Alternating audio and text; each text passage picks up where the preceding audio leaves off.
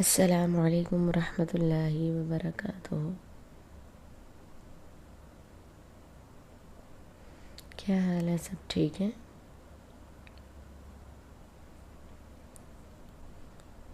الحمدللہ۔ اللہ تعالیٰ آپ سب کو اپنے حفظ و امان میں رکھے، دنیا آخرت میں کامیابیاں عطا فرمائے اور عمل والی، دین پر چلنے والی زندگیاں عطا فرمائے۔ اللہ تعالیٰ جب تک زندہ رکھے ایمان کی حالت میں زندہ رکھے، اور جب موت آئے تو کلمہ طیبہ لا الہ الا اللہ پڑھنا نصیب فرمائے، آمین۔ رب اشرح لی صدری ویسر لی امری واحلل عقدۃ من لسانی یفقہوا قولی رب زدنی علما اللہم ربنا زدنا علما۔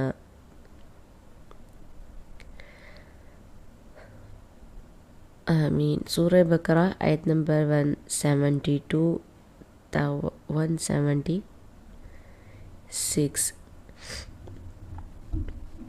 اعوذ باللہ من الشیطان الرجیم، بسم اللہ الرحمن الرحیم۔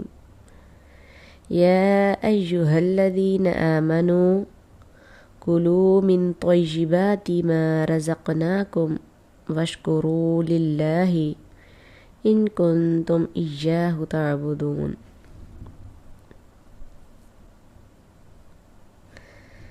انما حرم علیکم المیتۃ والدم ولحم الخنزیر وما اہل بہ لغیر اللہ فمن اضطر غیر باغ ولا عاد فلا اثم علیہ ان اللہ غفور رحیم۔ ان الذین یکتمون ما انزل اللہ من الکتاب ویشترون به ثمنا قلیلا اولئک ما یأکلون فی بطونہم الا النار ولا یکلمہم اللہ یوم القیامۃ ولا یزکیہم ولہم عذاب علیم۔ اولئک الذین اشتروا الضلالة بالہدى والعذاب بالمغفرة فما اصبرهم على النار ذلك بأن الله نزل الكتاب بالحق وإن الذين اختلفوا في الكتاب لفي شقاق بعيد۔ صدق اللہ العظیم۔ ترجمہ دیکھیے۔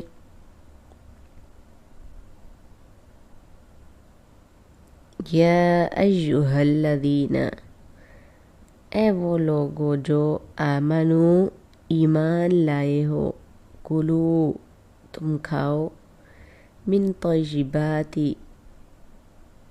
پاکیزہ سے، پاک سے، ما جو رزقناکم ہم نے دیا تم کو، واشکرو اور شکر کرو، للہ اللہ کا، ان کنتم اگر تم ہو، ایاہ صرف اسی کی، تعبدون عبادت کرتے۔ انما صرف اور صرف یا در حقیقت، حرم حرام کیا، علیکم تم پر، المیتۃ مردار، والدم اور خون، ولحم الخنزیر اور گوشت، ولحم اور گوشت، خنزیر خنزیر کا، سور کا، وما اور جو اہل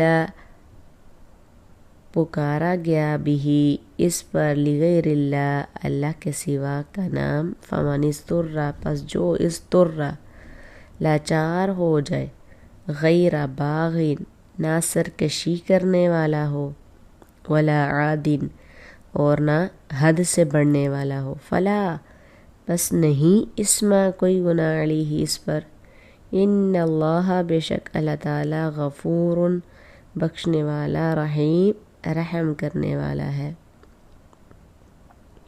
ان الذین بے شک وہ لوگ جو یکتمون چھپاتے ہیں، ما انزل جو اتارا، اللہ نے، من الکتاب کتاب سے، ویشترون اور وہ وصول کرتے ہیں بھی اس سے سامانن قیمت قلیلاً تھوڑی، اولئک یہی لوگ ما یاکلون نہیں کھاتے فی بطونہم اپنے پیٹ میں الا مگر النار آگ کو، ولا اور نہ یکلمہم بات کرے گا ہم ان سے اللہ اللہ، یوم القیامتی قیامت کے دن، ولا اور نہ یزکیہم انہیں پاک کرے گا، وَلَهُمْ اور ان کے لیے عذاب عذاب ہے علیم دردناک،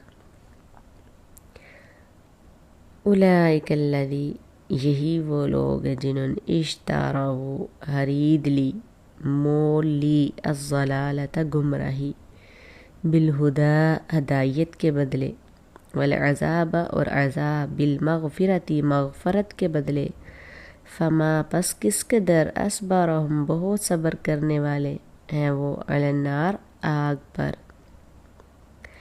ذالک یہ بأن اس لیے کہ اللہ نزل نازل کرتا ہے الکتاب کتاب کو بالحق کی حق کے ساتھ، وَإِنَّ الَّذِينَ اور بے شک وہ لوگ جو اختلفون نے اختلاف کیا فی الکتاب کتاب میں، لفی شقاق البتہ ضد میں ہے بعید دور کی، تفسیر دیکھیں اب اس کی،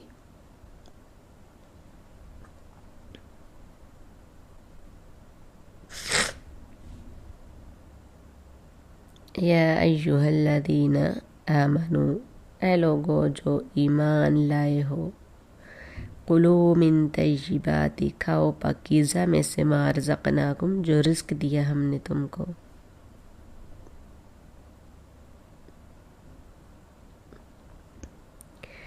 واشکروا اور اللہ کا شکر ادا کرو،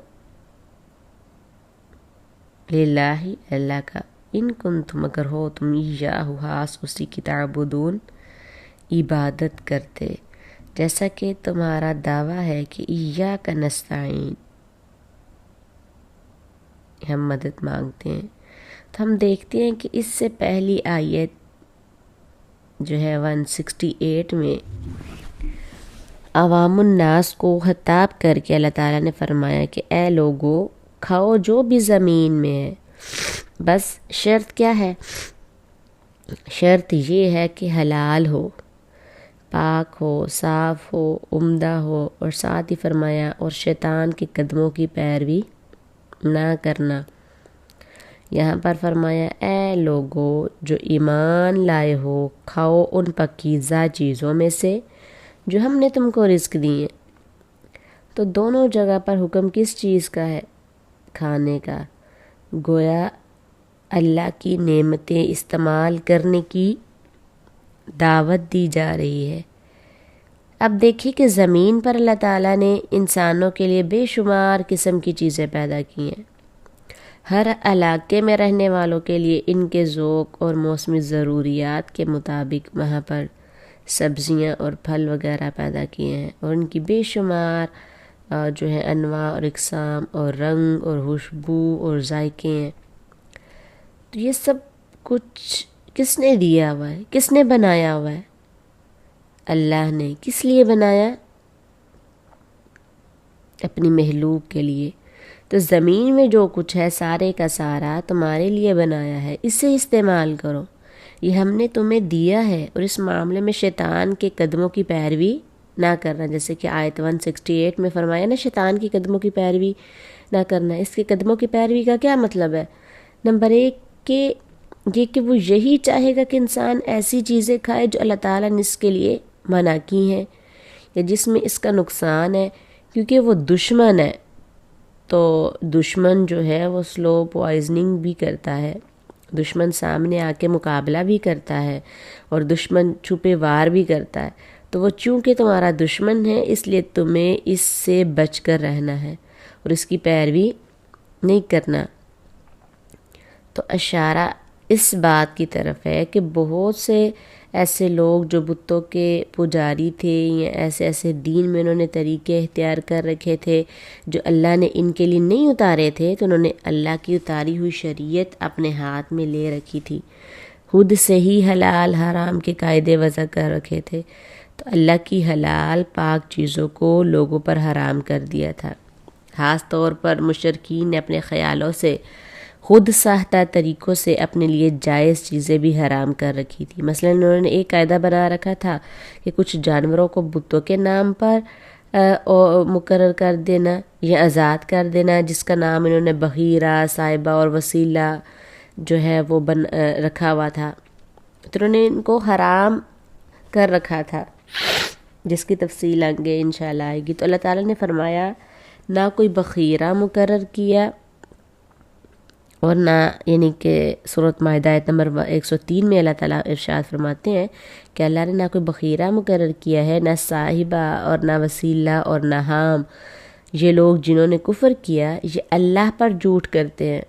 جتنا بھی ملتا ہے، جو بھی ملتا ہے، جو بھی رزق میسر ہے، اب آپ تو دیکھیں نا کہ دنیا ایک گلوبل ولیج جو ہے وہ بن چکی ہے۔ ہر علاقے میں جو چیزیں ہیں وہ محسوس علاقوں میں سمر کر بھی اکٹھی ہو جاتی ہیں۔ کچھ لوگوں کی طرف زیادہ چلا جاتا ہے، کچھ لوگ دن رات محنت کرتے ہیں تو وہ بیچارے چکھنے کے بھی قابل نہیں ہوتے۔ خود تو یہ ایک جو زمین پر ہے وہ تو ہے، ورنہ اللہ تعالیٰ نے ہر علاقے کے لوگوں کے لیے رزق اتارا ہے اور ان کو محنت کے لیے کہا ہے، اور اس سب عمل کو عبادت قرار دیا۔ یعنی ایسا نہیں کہ زمین پر رزق کم ہے، لیکن کچھ علاقوں میں جو قحط ہے یا کچھ لوگوں کے پاس اگر نہیں ہے تو اس کی وجہ کیا ہے؟ کچھ دوسرے لوگ اس کو غلط طریقے سے استعمال کر رہے ہیں یا ضائع کر رہے ہیں، یا دوسروں کے حق کو بھی جو ہے وہ کھا رہے ہیں، ورنہ اللہ نے سب کے لیے پیدا کیا ہے، اور انسان کے جسم کی جو ضروریات ہیں وہ سب زمین کے اندر موجود ہیں، یعنی بیسک فوڈ بھی موجود ہیں، اور اس کے ساتھ ذائقے کی چیزیں بھی ہیں، اور اس کے علاوہ بطور علاج چیزیں بھی ہیں کہ انسان جب اپنے اوپر خود کیے ہوئے ظلم کی وجہ سے بیمار پڑ جائے تو اللہ نے ہر طرح یعنی بیماری کی شفا بھی پیدا کی ہے، یعنی زمین کے اندر اس کا علاج بھی ہے اور طریقہ رکھا ہوا ہے کہ مختلف چیزوں کی جو تاثیر ہے اس کو ختم کر دیتی ہے، یہ جسم میں اعتدال پیدا کر دیتی ہے۔ تو یہاں پر فرمائے کہ تم کھاؤ پاکیزہ چیزوں میں سے جو ہم نے تمہیں رزق دیا ہے، اور ساتھ کیا کرو؟ کھا کے اللہ کا شکر ادا کرو۔ اگر تم اسی کی عبادت کرتے ہو تو اس سے کیا پتہ چلتا ہے کہ کھانے پینے کا معاملہ محض دنیاوی عمل نہیں ہے، اس کا گہرا تعلق ہے کس سے؟ عبادت سے۔ تو کھانا بھی عبادت ہے۔ اگر انسان حلال اور پاک کھاتا ہے، اگر انسان کھا کر شکر ادا کرتا ہے، اور اگر انسان درست چیز کھا کر صحت مند ہوتا ہے اور اس کو طاقت ہوتی ہے تو پھر اس کی عبادت بھی بہترین طریقے پر ہو سکتی ہے۔ اس لیے ہم دیکھتے ہیں کہ حرام سے منع کیا گیا ہے، اور حرام سے منع کیوں کیا گیا؟ کیا وجہ ہے اس کے پیچھے؟ تو حرام کی ممانعت کیوں آئی ہے؟ وہ جو مختلف احادیث آتی ہیں نا جس میں حرام سے روکا گیا ہے یا مختلف چیزوں کو حرام کیا گیا ہے، تو اس کی کیا وجہ ہے؟ اور حرام دو طرح کا ہوتا ہے نا، ایک ظاہری نجاست اور ایک باطنی۔ تو یہ بات مانی ہوئی ہے کہ انسان کی غذا انسان کی شخصیت پر اثر انداز ہوتی ہے، غذا انسان کے مزاج پر اثر انداز ہوتی ہے۔ یعنی کھانا محض ایک دنیاوی عمل نہیں، یہ کھانا محض کھانا نہیں بلکہ کھانا انسان کی نفسیات پر، انسان کی شخصیت پر اثر انداز ہوتا ہے۔ کھانے سے انسان کا جسم بھی متاثر ہوتا ہے، کھانے سے انسان کی روح بھی متاثر ہوتی ہے، اور کھانے سے انسان کے معمولات ہی بھی جو ہے وہ متاثر ہوتے ہیں۔ کیسے؟ پہلی بات میں نے کیا کی کہ کھانے سے انسان کا جسم متاثر ہوتا ہے۔ اگر آپ اپنے جسم کی ضرورت سے کم کھا رہے ہیں تو بھی کیا ہوگا؟ بیمار ہوں گے۔ اگر ضرورت سے زیادہ کھا رہے ہو تو بھی بیمار ہوگے۔ اگر آپ ردی باسی گندی چیزیں کھا رہے ہو تو بھی اس کا اثر آپ پر ہوگا، اور اگر آپ صحت مند غذا لے رہے ہیں تو بھی آپ کے جسم پر اس کا اثر ہوگا۔ اگر آپ اپنی طبیعت کے مخالف چیز کھاتے ہیں تو اس کا براہ راست نتیجہ کیا ہوتا ہے؟ آپ کی طبیعت خراب ہوتی ہے، آپ کے اندر سستی پیدا ہوتی ہے، تو جب سستی پیدا ہوتی ہے تو نماز صحیح طور پر پڑھی نہیں جاتی۔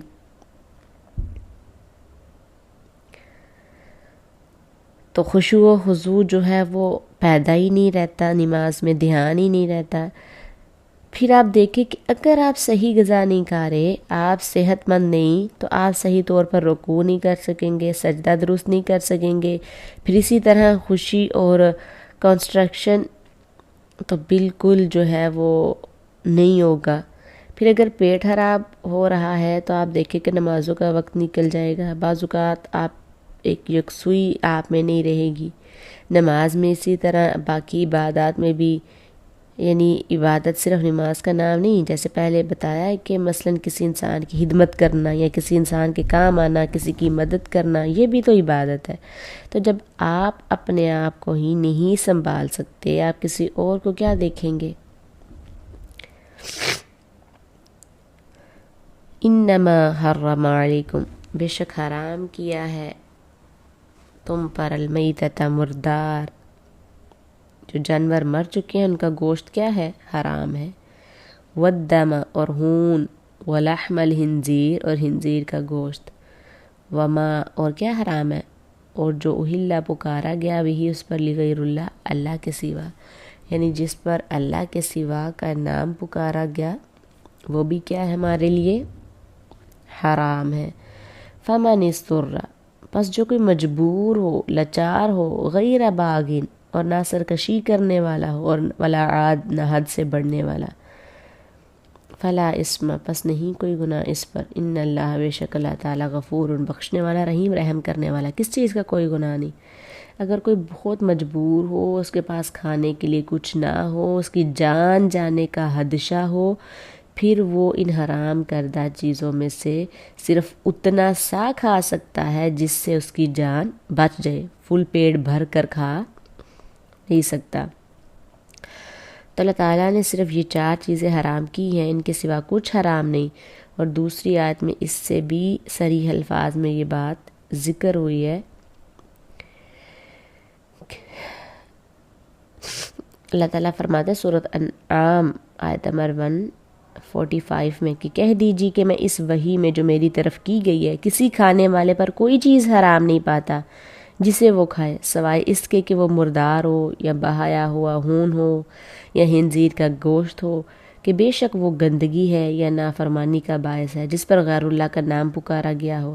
یعنی آپ اعلان کر دیں کہ میری وحی میں ان چیزوں کے علاوہ اور کوئی چیز حرام نہیں، مگر اس پر اشکال یہ ہے کہ دوسری آیات اور حدیث سے ان کے علاوہ اور بھی بہت سی چیزوں کی حرمت ثابت ہے، مثلا خمر، یعنی خمر جو ہے ہر نشاور چیز، اور درندے وغیرہ، تو یہاں صرف انہی چیزوں کو کیسے حرام کہا گیا؟ تو اس کا جواب یہ ہے کہ یہاں تمام حلال و حرام کا ذکر نہیں، بلکہ ان محسوس جانوروں کی بات ہو رہی ہے جنہیں مشرکین نے مکہ نے حرام کر رکھا تھا، جبکہ آیت میں 4 چیزوں کو جو ہے وہ حرام کہا گیا ہے اور ان سے اجتناب برتنے کے لیے کہا گیا، اس کے علاوہ ساری چیزیں حلال ہیں، اس لیے کہ ان کے اس فعل کے بالمقابل انہیں بتایا گیا کہ اللہ کے نزدیک فلاں فلاں چیز حرام ہے جن سے تمہیں پرہیز کرنا ہے، جن سے تم اجتناب نہیں کرتے، اور جو اللہ کے نزدیک حلال ہے ان سے تم پرہیز کرتے ہو۔ گویا یہاں صرف ان مشرکین کی نسبت سے اور ان کے بالمقابل بات کی گئی ہے۔ تو حلال و حرام سے متعلق قرآن و حدیث میں ان 4 چیزوں کے علاوہ جو بنیادی احکام بیان ہوئے ہیں وہ یہ ہے کہ نمبر 1، سمندر کا ہر جانور، ہاں زندہ پکڑا جائے یا مردہ، نام اس کا کچھ بھی ہو، حلال ہے۔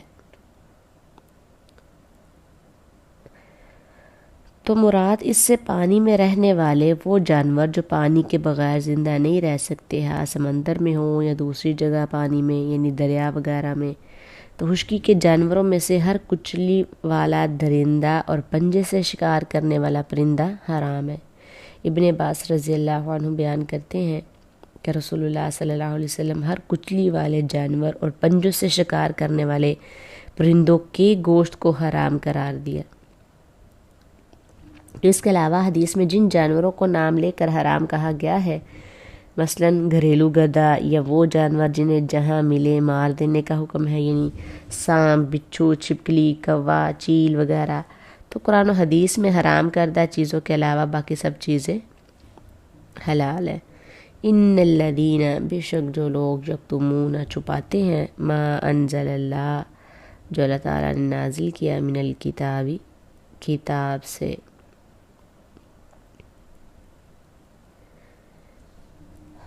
تو کس چیز کو چھپاتے ہیں؟ اللہ نے جو اتارا ہے، یعنی اللہ کی باتیں چھپاتے ہیں۔ کون سی باتیں؟ جو کتاب میں سے ہیں، یعنی اللہ کے واضح احکامات لوگوں کو صحیح طور پر نہیں بتاتے کہ یہ حلال ہے، یہ حرام ہے، یہ جائز ہے، یہ ناجائز ہے۔ کچھ بتا دیتے ہیں جس میں ان کو اپنا فائدہ نظر آتا ہے، اور جہاں انہیں سمجھ آتا ہے کہ ہمارا نقصان ہو جائے گا، پھر ہمارے کاروبار بند ہو جائیں گے، تو وہ پھر نہیں آگے بتاتے۔ سمجھ گئے کہ اہل کتاب ہوں، عالم ہوں اور صحیح بات نہ بتائیں تو اس کے پیچھے غرض کیا ہو سکتی ہے؟ کوئی مفاد ہو سکتا ہے۔ ایسے لوگ جو چھپاتے ہیں اس کو جو اللہ نے نازل کیا کتاب میں سے، وَيَشْتَرُونَ، اور وصول کرتے ہیں بھی اس سے ثمن قلیلا، تھوڑی قیمت، اولئک، یہی لوگ، ما یأکلون، جو کھاتے ہیں، فی بطونہم، اپنے پیٹوں میں، الا النار، مگر آگ۔ اگر وہ بتاتے بھی ہیں تو کس فائدے میں؟ کچھ کمائی کرنے کے لیے، کچھ دنیا حاصل کرنے کے لیے۔ تو یہ لوگ کیا ہیں؟ خسارے میں ہیں، اپنے پیٹوں میں جہنم کی آگ بھر رہے ہیں۔ ولا یکلمہم، اور نہیں کلام کرے گا ان سے اللہ، یوم القیامت، قیامت کے دن، ولا یزکیہم، اور نہ پاک کرے گا انہیں۔ وَلَهُمْ، ان کے لیے، عذاب، عذاب ہے، علیم، دردناک۔ تو اس آیت سے کئی باتیں پتہ چل رہی ہیں۔ نمبر 1 کہ اللہ نے کتاب میں جو کچھ اتارا ہے وہ سارے کا سارا لوگوں کے سامنے کھولنا ضروری ہے۔ کچھ حصوں کو نہ بیان کرنا اور صرف اپنے مطلب کی آیتیں بیان کرتے رہنا، یا کوئی خاص چیزیں چن کر ہی قرآن سے بس وہی درس دیتے رہنا اور پورا دین لوگوں کے سامنے نہ رکھنا بہت بڑا جرم ہے۔ کتاب کا علم چھپانا جرم عظیم ہے۔ دوسری بات یہ ہے کہ علم کا نشر کرنا واجب ہوتا ہے، علم کو پھیلانا واجب ہے، اور علم کو چھپانا جرم ہے۔ عموماً لوگ علم کیوں چھپاتے ہیں؟ اب سوچیے، اب آپ نے سوچنے کا وقت ہے نا، سوچیے کیوں علم چھپاتے ہیں؟ تو میرا سوال یہ ہے کہ لوگ علم کیوں چھپاتے ہیں؟ لوگوں کے جو ہے وہ چھپانے کی پیچھے وجہ کیا ہوتی ہے؟ Knowledge is power. جب کسی کو نالج دے دیتے ہیں تو کیا ہوتا ہے؟ اس کے اندر ایک پاور مل جاتی ہے۔ جب پاور آپ سے منتقل ہو کے کسی اور کے پاس چلی گئی تو آپ تو جو ہے وہ انسیکیور ہو گئے نا۔ تو کچھ لوگ بخل کرتے ہیں کہ اس لیے کہ اگر میں نے یہ سب کچھ دوسروں کو بتا دیا تو میری جو ہے جارہ داری کدھر رہے گی، دوسرے تو غلام نہیں بنیں گے، ان کا بند کر کے میرے پیچھے کیسے چلیں گے، یہ آنکھیں بند کر کے، پھر میری تو یہ لوگ نہیں مانیں گے۔ اویئرنیس سے لوگ ڈرتے ہیں۔ اگر ان کو پتہ چل گیا تو کیا ہوگا؟ پھر یہ ہمارے ہاتھ سے نکل گئے۔ یہی وجہ نا، ایک وجہ یہ ہوتی ہے کس طرح کچھ لوگ بخل سے کام لیتے ہیں۔ بخل وجہ ہوتی ہے جیسے مال کا بخل ہوتا ہے نا، کہ کچھ لوگوں کے پاس مال آ جائے تو وہ کسی کو ہوا نہیں لگنے دیتے۔ اسی طرح کچھ لوگوں کے پاس جب علم آتا ہے تو کسی کو ہوا نہیں لگنے دیتے، اوروں پہ وہ توجہ نہیں دیتے۔ علم چھپانے کی پہلی وجہ کیا ہے؟ بخل۔ اور دوسری وجہ کیا ہے؟ کہ اگر کوئی بیان کرے تو صرف اس وقت جب اس پر کوئی مال ملے، مال اور دنیا کے فائدے کی خاطر تو تیار ہو جائے، اگر مال نہ ملے پھر وہ کام کرے۔ تو تیسری بات، علم دے تو صحیح لیکن دنیاوی اغراض کی خاطر، شہرت کی خاطر، یا لوگوں سے عزت بٹورنے کی خاطر، یا اپنی اہمیت جتانے کی خاطر، یا کوئی منصب اور عہدہ حاصل کرنے کی خاطر، یا تو یہاں پر کوئی اور فائدہ حاصل کرنے کی خاطر دنیاوی اغراض پیچھے ہوں، پھر وہ علم دے، یعنی وہ علم جو کسی غرض سے دیا جاتا ہے، جو کسی خاص پیچھے غرض ہے، نہ کوئی لالچ ہے، کوئی غرض ہے، کوئی خاص فائدہ اٹھانا ہے، کسی سے مطلوب ہے یا مقصود ہے، تو یہ بھی بیچنے میں آتا ہے اور یہ بھی علم چھپانے میں ہی آتا ہے، کیونکہ علم پہ تو سب کا حق ہے، جو بھی طلبگار ہے، یعنی اصل اس کی کیا شرط ہے؟ طلبگار ہو۔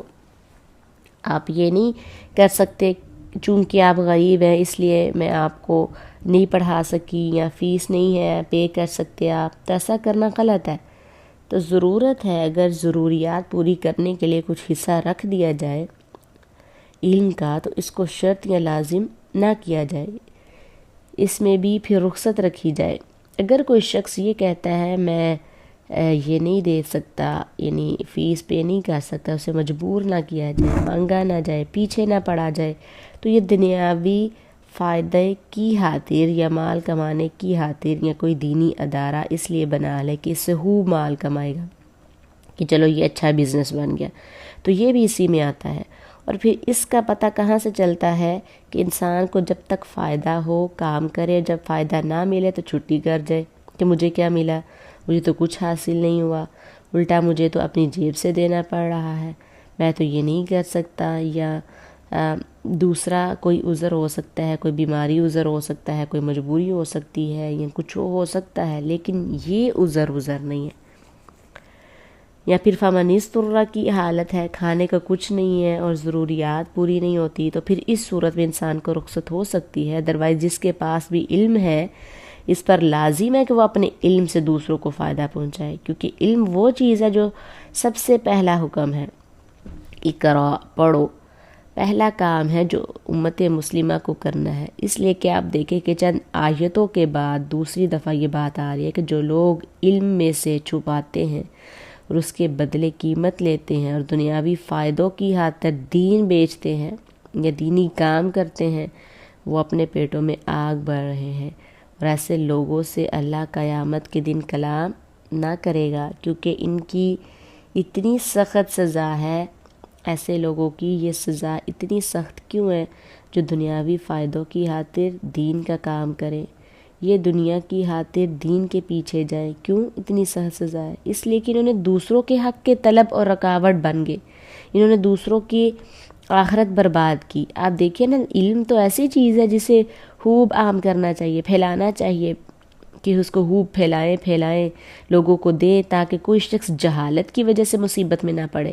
تو یہ لوگ ڈگریاں رکھے ہوئے ہیں، علم رکھے ہوئے ہیں، بند کر کے بیٹھے ہوئے ہیں، اس لیے کہ ہاں لاؤ اور اس کا بدلہ لاؤ، اس کا معاوضہ پھر کھولیں گے اس پٹاری کو۔ تو یہ جرم ہے، اور جن لوگوں کی نیت میں یہ ہو تو وہ نیت بھی درست نہیں ہے، اس لیے کہ قیامت کے دن ایسے لوگوں پر اللہ اتنا ناراض ہوگا کہ اللہ تعالیٰ ان سے بات ہی نہیں کرے گا۔